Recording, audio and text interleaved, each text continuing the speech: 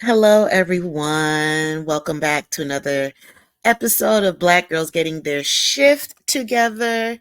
As I'm recording this, there are landscapers outside. So if you hear any noise, that's what's going on. But I'm going to make sure and try to speak over it. All right, let's get into it. Today, we are going to talk about red flags and how we ignore them in relationships. If anyone's been watching Love is Blind and familiar with some of the characters, you will see that AD, she is one that has ignored red flags. So, this is the rundown. We're going to talk about ignoring red flags, what it looks like in relationships, how we sacrifice ourselves for others while we're suppressing our own needs and wants. We're going to talk about how we lead with our bodies, um, and the desperate need for validations, and how we feel after all of that comes to fruition, how we feel betrayed. So, specifically with AD, she experienced all of this in and outside of the pods, the wedding day, the vows, even after the vows, she was ignoring red flags, and I can't wait for the reunion because it's going to tell more. Um, this video isn't about dogging out AD and judging her. It's more of the reason why I say that because we've all had a Clay in our life. Even we talk about that recent teaser, we've all had a Legion in our life in some form. We've all experienced it. So that's what this video is about. It's really about bringing more self-awareness because it's always easier to see toxic traits in other people as opposed to looking at the mirror and looking at our own self. So it's not about dogging our own selves out either. Again, it's more about self-awareness because once you're able to name it, you can claim it, meaning you can claim a more positive, healthier outlook in a relationship, whether if it's with a partner or within your own self. But we're going to keep it real right now. We're going to talk about AD and how Clay was a waving red flag and she ignored it. And if you go back in the episodes when she was in the pods, she said that she has a history of ignoring red flags and getting her fingernail polish and painting her nails red to match them. Hence this thumbnail and why it looks like this. So let's let's just peel back some layers. So before we do that, I want to ask you all. Oh, I'm sorry. Before I get into that, my fault. If this is the replay, make sure to type replay gang, replay in the comment section. Feel free to interact with what I'm saying. Give me your comments. Make sure to like, share this video because we're going to get into a lot of this ignoring how it ignores, can't even speak today, ignoring red flags and how it can look and see if we see it within ourselves or not. But it's all about self-awareness.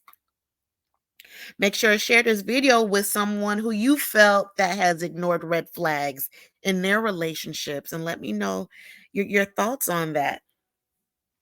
All right, so I'm going to ask you all some questions. Make sure and subscribe to the channel, whether if it's audio or on the YouTube channel. All right, so let me ask you all some questions and share your thoughts in the comment section. Um, have you all ever felt like you were giving your all in relationships, but you still end up feeling empty? Even if you were still in the relationship or after the relationship, can you reflect on how you felt empty? Or if you are currently in that relationship, it feels empty, almost as if your partner is a familiar stranger. And another question is, how do you deal with feeling worthy of love and attention when your partner seems emotionally distant? And that can look as if your partner, you and your partner are again the familiar strangers. Everything is surface level, almost as if you're business partners and not in a romantic relationship. There's a disconnect. So let me know how do you all feel dealing with that, or if you witnessed it. All right. So I'm going to play a few videos, and these will come from Clay and AD's interactions when they were in, this was at the wedding. But I really want you all to listen to the words, and you let me know if AD's words, if they were matching up. So let me play this video. It's on TikTok, you all. So just turn your volume up, okay? All right. Hold on one second. Let's see. Um, have a conversation about that. But why does it matter, like, with the time, why does that matter? Okay. The date, so why to me is the date so, like, I don't know. For me, I just feel like love is love. Like, why does that date have to dictate our relationship? And honestly, I am okay with a yes or a no at the altar. I can, pick myself up and we can have a conversation about that. But why does it matter, like, with the time, why does that matter? Okay, don't do that. Why to me is the Okay. So you all have heard, let me stop sharing. So AD, this is outside of the pods if you were not able to hear it. AD said she was okay with the yes or no answer at the altar. She seemed very as a matter of fact with it. So I'm going to play a video now. Oh, damn, I missed it. I'm gonna play another video. I have to look for it. But pretty much AD was at the altar and she was saying that she did not want this to happen. And why are you doing this? And pretty much she definitely was not well with Clay saying no, he did not want to be married. Now, the videos did not match up. She clearly was ignoring her needs and wants because she clearly said that she was okay in the first video as far as okay with whatever answer he gives. But clearly she's very distraught and crying. You can go back and watch the videos. I want to tell you all, stop dating potential. Stop dating the potential in a partner and look at them for what they are currently and not the fantasy that we want them to be. There's a common narrative where women, and I'm saying this because I've done this as well. Okay. So it's very relatable.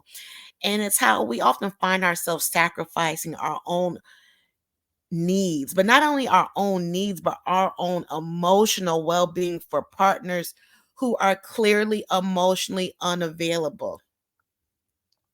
Clay was clearly emotionally unavailable. AD said, "How can he do this to me?" And it's like, sis, he had been telling you from the pods that he is not emotionally available. He was not going to be there for her emotionally. He just wasn't. He said it. And sometimes we talk about rose-colored glasses, but there's also rose-colored hearing aids as well. It's like we want to hear what we want to hear, that fantasy, but it clearly does not match. He gave her these warning shots. And this is not giving Clay a pass. Like I said, he's going to get a video as well. However, he was giving her warning shots what he was going to do. Like there may be a potential he's going to cheat based on his past history. Um, I mean, and everything was surface level. We're going to touch on that a little later on in this video. Everything he talked about, the majority was how she looked. It was very surface level. As a matter of fact, if you can imagine, it was her attributes from her neck down. Think about it. It was always about her body. He talked about the connection they had on how what she can do for him and what she has done for him, and that he knows that he's a lot. And she's putting all this on her plate, and she's like that down chick, like I'm good with it. And then sis, no, you're not. She's clearly was sacrificing herself for him. And this isn't the first time. This just doesn't come out of nowhere. There, you go back to whatever core situations may have happened whether comfortable or uncomfortable, but there's that habit of sacrificing yourself. So let me see. This slide right here, this was after Clay, after the wedding vows. And the slide shows where she says, "It sucks. I feel kind of like a sacrifice."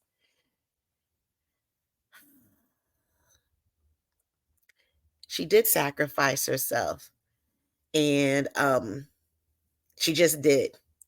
But she was not a victim in this. Sadly, she was not. Um, Sometimes when we prioritize the needs and desires of their partners over our own, that we silence our own voice, we suppress our own desires, and we ignore the red flags. That's where we go in and we paint our fingernails red to match the red flags. But we do this in an attempt to maintain the harmony in our relationship, just to keep it together. And it is so sad because this self-sacrifice can range from compromising your own values, these core values. That's why it's real important to know what your core values are. Your values, not how it integrates others, but what something that you stand behind that you know are your non-negotiables.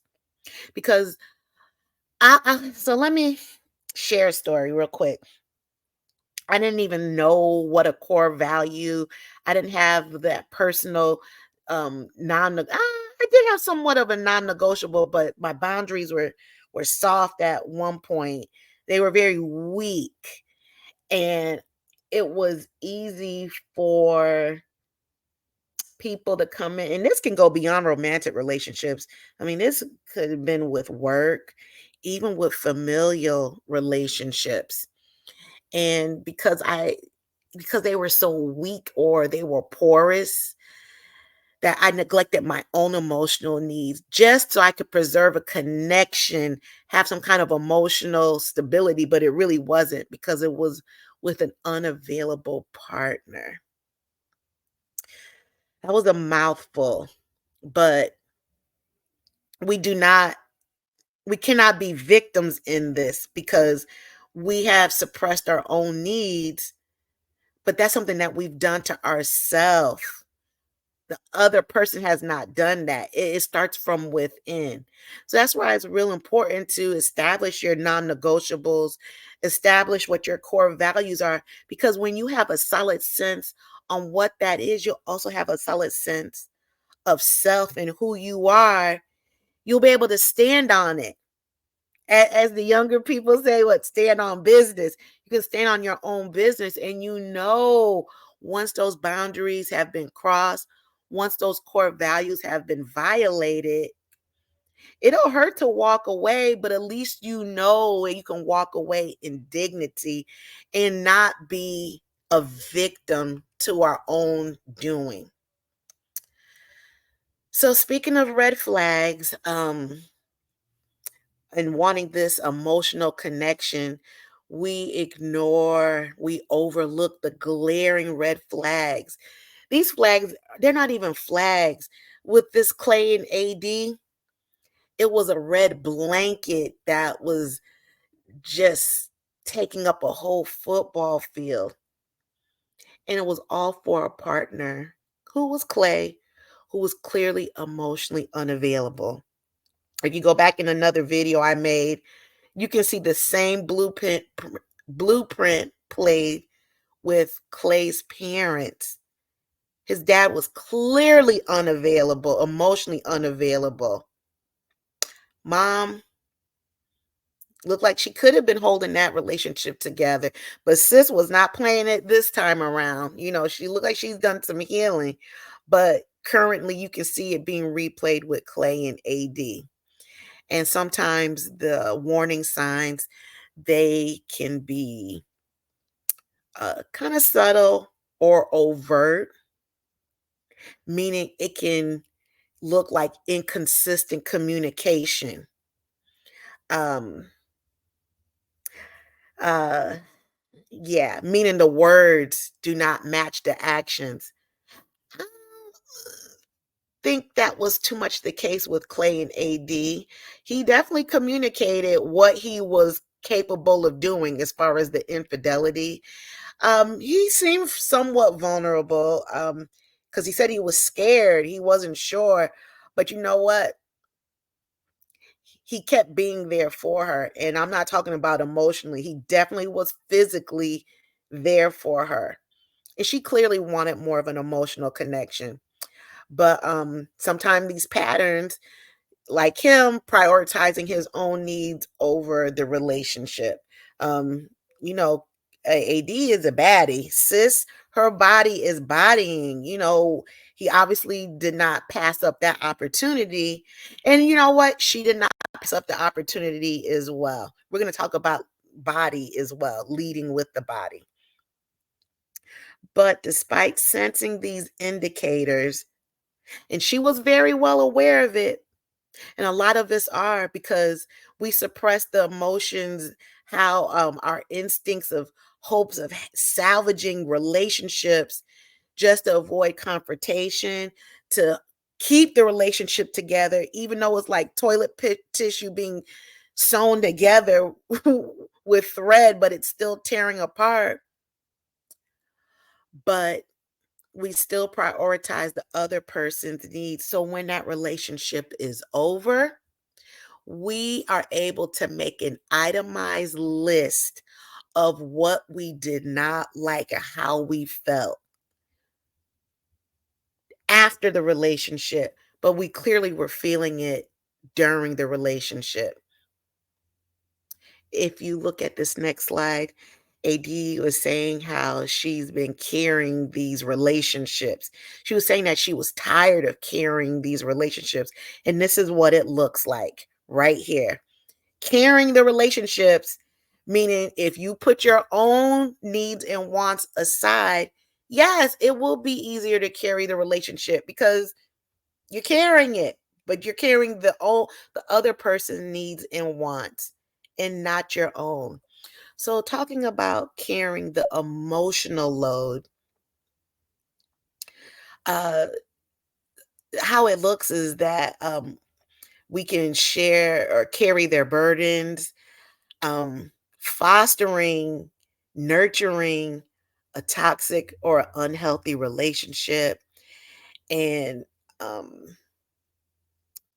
it looks, we can always constantly provide comfort, reassurance, and understanding their partners without receiving the same level of emotional investment in return. Do I need to repeat that again? Or do I need to say it another way? Meaning we're always there. We're that ride or die chick. That's what that means. We're that Bonnie and Clyde. We are that, oh, I'm there 100. You can use AD's words. She'll jump off a cliff for him or something like that. He did not say that about her, but he fully acknowledged that she would do that and has done that for him. And this imbalance Think about it. If you look at those see, I forgot what they're called, but on the playgrounds where you can go up and down on you're on a plank and either one person has all the load and then you're up in the air. Is it a seesaw? I'm not saying that relationships have to be level 100% of the time. That's the beauty because you're getting to learn somebody. You do have your ups and downs. You have your ebbs and flows. But there comes to a point, or even with the scale, when you can see that one person is always carrying the load of the other. So why wouldn't the other person that's up in the air or that scale that's up, they're good. They're light and airy. This is why when our relationships are over or during it, we're tired. Let me know, have you all ever felt tired in a relationship because you've been carrying the load? And I'm not even talking about the physical or financial load. I'm talking about the emotional load because if you are to voice your needs and your wants in the relationship, if it's not going the way you want, and if you do, you know that emotionally unavailable partner, they in turn are not going to have to put the work in to salvage the relationship. And if you're emotionally unavailable, you don't have it in you to do that. So guess what? The relationship will be over and we know it. That's why we don't say anything. And that's why we become tired, exhausted from holding the relationship together. And this is what she's done. This is what AD has done. And we can't judge, but we can definitely relate to it because I know someone listening to my voice right now has experienced that or they have witnessed it. If you have, put burden in the chat right now. Okay. And speaking of that emotional connection, sometimes we can recall moments of the connection. Just say if that relationship, out of most of the time, it could be 70% just unhealthy. Your partner doesn't talk to you, there's no connection whatsoever. The intimacy is out the window. But that 30%, we will hold on to that 30%. And it will look as if it's a bittersweet memory.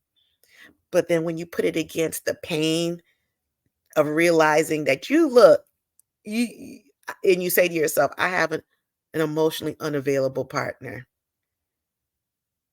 Mm, that hurts.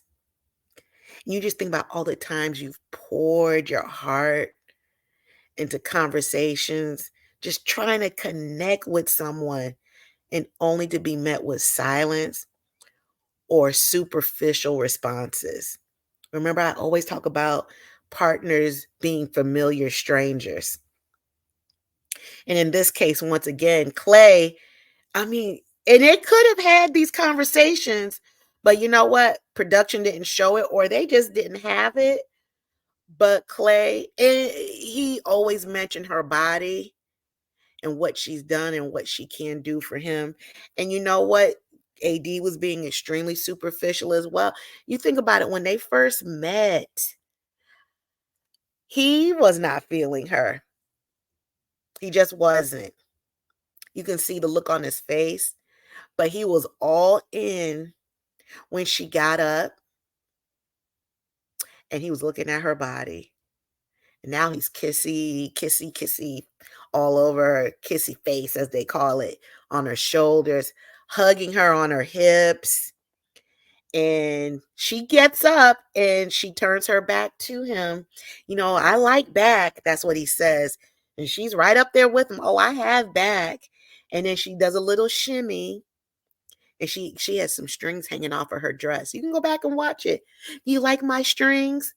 Knowing damn well brother was not looking at her strings on her dress. He was looking at her beautiful physique. Okay? So speaking of physique, let me see what other slides I have on here. Yeah. Let's see. Hold on one second. Yeah, we're gonna play that clip in a second. So, um, you know what? I will play this. Hold on, let me play this video. Hopefully you all can hear it.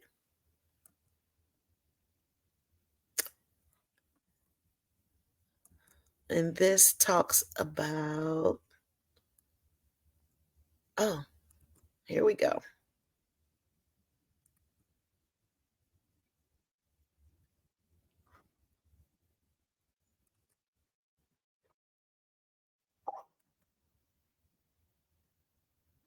Okay, well, it's not working, so we will not play the video, but I got lots of words to add on to it. So let's talk about the body. We've been talking about leading or Clay and AD both being surface. And don't get me wrong, AD was talking about Clay as well on how handsome he is very handsome. I'm not going to take that away from him. But she'll always say, "Can you see how good looking he is?" And he he from my recollection, he never said how beautiful she was. It was always from the neck down. And she said that in the past that she believes that he would do X for her, fill in the blank, all these emotional needs, and that he's a protector. No, ma'am. No. But let me get back on track. This may be an unpopular opinion, but I'm going to stick to it that, again, AD was leading with her body. Sometimes we use this as a desperate attempt to secure a relationship or to validate worthiness of love. And some women, sometimes we do that. We resort to leading with our bodies. And um, if you do not work on yourself, getting a better sense of self, sometimes we can mistake this with physical intimacy for emotional closeness. Ouch. And this pattern of leading with our body, this behavior can be driven. It's almost like a yearning for a connection of affirmation. But in the end, it does leave us feeling hollow and used. And once that temporary feeling goes away, it fades away, then you're left with this void. I want you all to put void in the chat, in the comment section. If you all ever felt a void in relationships when it's like, damn, I feel like I'm giving him all I got. And it's just never enough. Okay. Mm, yeah, that's what can happen. But you know what? That comes from when you have low self worth. You are going to feel like you're being used. AD said that. She said that at the end. She just felt like it was never enough. And she felt like she was being used and that she recognized that Clay, because he does have some self-awareness as far as how he grew up, um, and what he was scared of, and not knowing how to navigate in relationships. And she said that she acknowledges that he has that self-awareness about himself, but that she felt used, that he used her to gain that awareness. Ooh, when she said that, I agreed with her on that. Because you can see that. You can see it. And you know what? She saw it as well. And unfortunately, this usually is seen when a relationship ultimately comes to an end, or even if it doesn't come to an end and we still continue to stay in it, we see it and we feel it. And when we do that, please know that we have emotionally abandoned ourselves because we sacrificed our own needs and wants. And then we're just left there with, and wondering and having these huge feelings of low self worth and betrayal. So she said that she felt betrayed by him. But in the reality, sis, you betrayed yourself. And if anybody is feeling vulnerable and finding strength enough, put betrayal in the chat if you felt like you've betrayed your own self. I know I have. I can say, I don't have to put it in the chat. I can definitely say that I have had my own self betrayal just to keep a relationship together. And it always hurts when you reflect on the ways how you compromised your own self value, your own self worth, your own core values, your own non negotiables, how you think about all the boundaries that were violated, or if you even had boundaries, just in the pursuit of quote unquote love, and to think that it was never given back to you. Woo! You got to take a deep breath on that. Just know that the realization of having been used for emotional validation or physical gratification can cut deep in someone's psyche. It can cut deep into how you feel. But just know if you don't work on yourselves, this cycle will continue. You're going to doubt yourself. You're going to mistrust yourself. You're always going to second guess yourself. You are going to ignore your intuition in future relationships. I know it because I've done it. So let's talk about ignoring our intuition, and that also looks like suppressing our own self-worth, our own desires. Um, Sometimes it's done in desperation. We create these fantasies. I learned that in group therapy. Woo! That we create these fantasies just to have some kind of harmony and connection of a relationship. But have you all ever felt like you were um, tiptoeing around or you were walking on eggshells?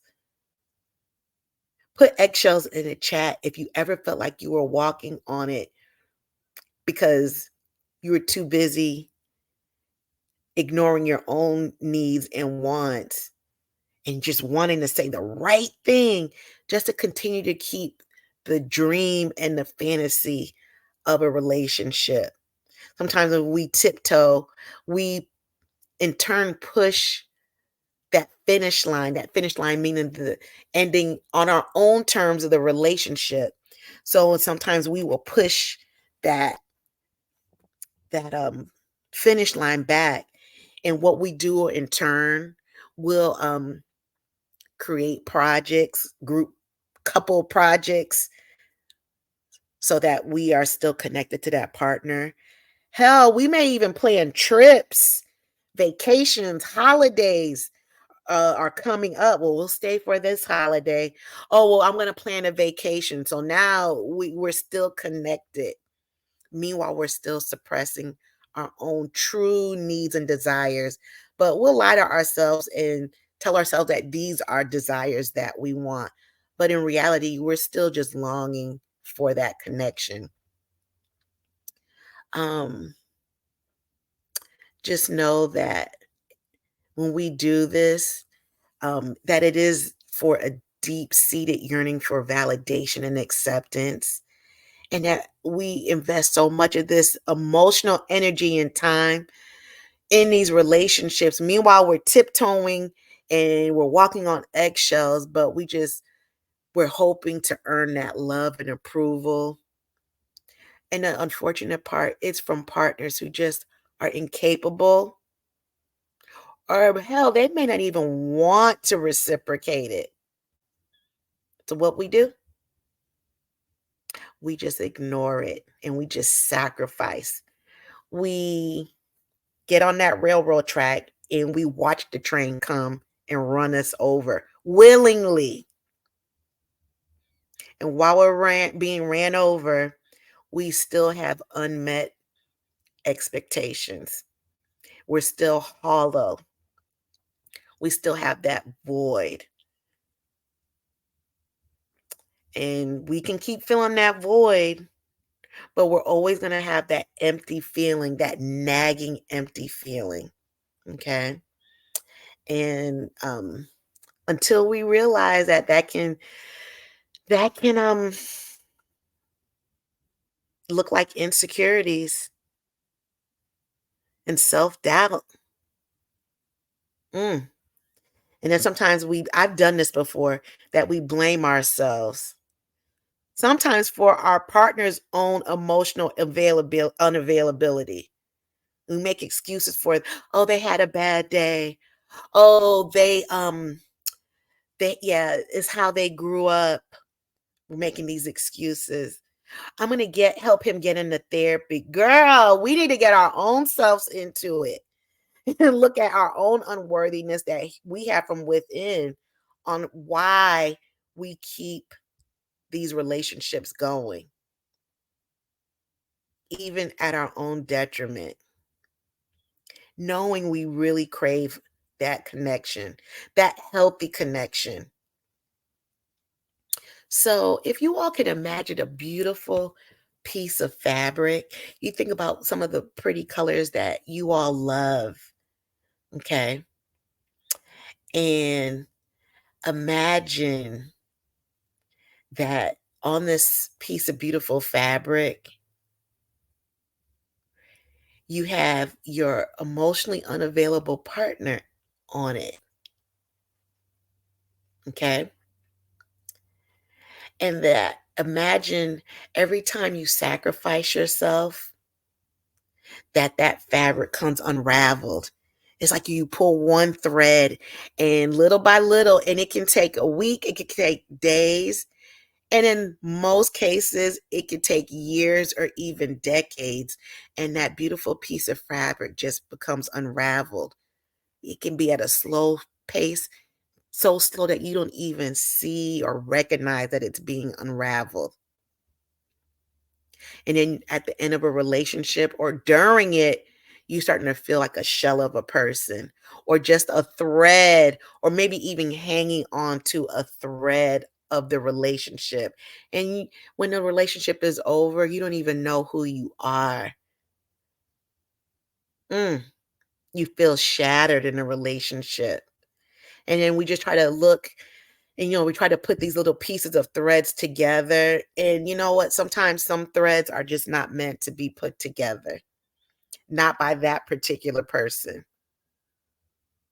And we look for others to heal us. We look for multiple relationships to heal us. You ever hear that saying, "Oh, if one person doesn't work out, you just go to the next." I've done it before. And we're just pretty much still running away because the inevitable is going to happen. So, I'm going to wrap this up in a pretty little bow and just know that this journey this journey of women who this army of women who sacrifice themselves, ignore red flags, just know that it just undercuts our own self-love. It undercuts us setting boundaries, and it's time that we recognize our own self-worth and our own love that we have from within ourselves. Now we need to cultivate that. Put that fabric back together. Get the thread, weave it, but weave it with our own self love, our understanding, you know, get in some support groups, however it looks for you. I'm not going to tell you how it looks, but it's time that we start doing it healthy. We'll start to attract healthier partners.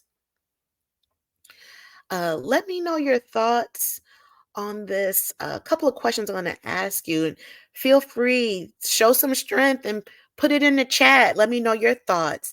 Can you remember a time when you sensed something wasn't right in a relationship, but you pushed it aside? You ignored it because you wanted to keep that relationship together. Let me know, how did that make you feel? Was it something long term? Maybe did it work out for you? Another question: I challenge you to answer in the chat. Just picture once your relationship was over and after a relationship was, where you felt like you gave everything and you got little or nothing in return. For our healing sisters out there, what steps have you taken to pick yourself up and move forward? I'm going to end on this last slide. It's short and simple and to the point. It says, people treat you exactly how they feel about you. Be blind if you want to. That's all I got. Thanks for watching until the end. Please like, comment, share this video with someone who you know ignores red flags. Whether if it's yourself or someone you know, make sure you like the video. We want to get this algorithm growing and let people know. Let's grow the army of people who who no longer ignore red flags. Let's grow that army, this healing of women. Let's do it, ladies. Let's get it.